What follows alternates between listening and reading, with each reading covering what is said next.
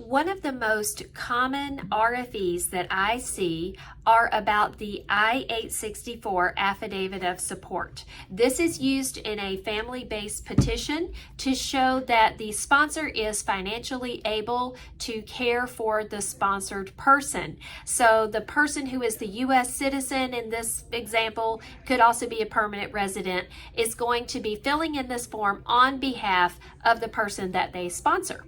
Now, we get a lot of RFEs, and other attorneys report the same. I have consultations with people who filed their case on their own. I think that this is one of the most common requests for evidences that we see.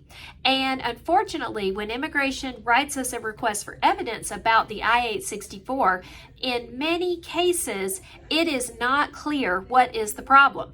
So I just received an RFE for my own client. I just had a consultation with someone who filed their own case, and the RFEs look identical. It looks like the immigration officer has just cut and pasted sample paragraphs, and the problem with these RFEs is that they do not tell us what is wrong.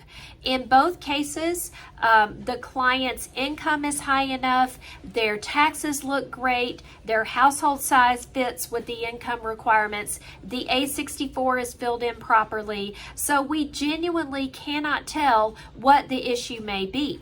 And in this case, I tell my clients, well, you've got two choices.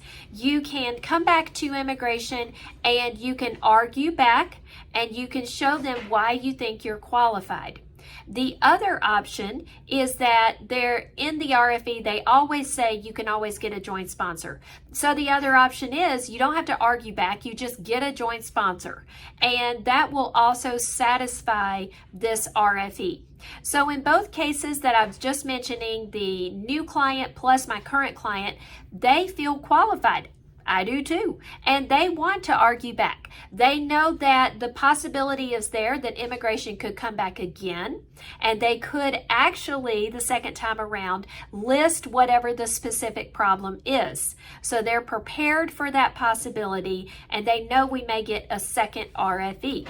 Hopefully, when we respond to these and show step by step, document by document, how each client is qualified, we're not going to get a second RFE. The officer will just understand clearly what's going on with this case, and then we'll move on with the entire application. So that is what we're seeing from these cases. It's just boilerplate language. There's rarely, if ever, specific information about what is the problem on the I-864.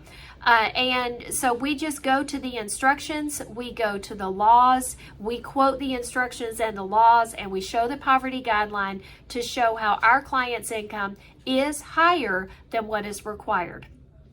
I hope this information has been helpful to all of you. If you have further questions, type it in the comments, or you can send us an email. And let us know if you have any other video ideas.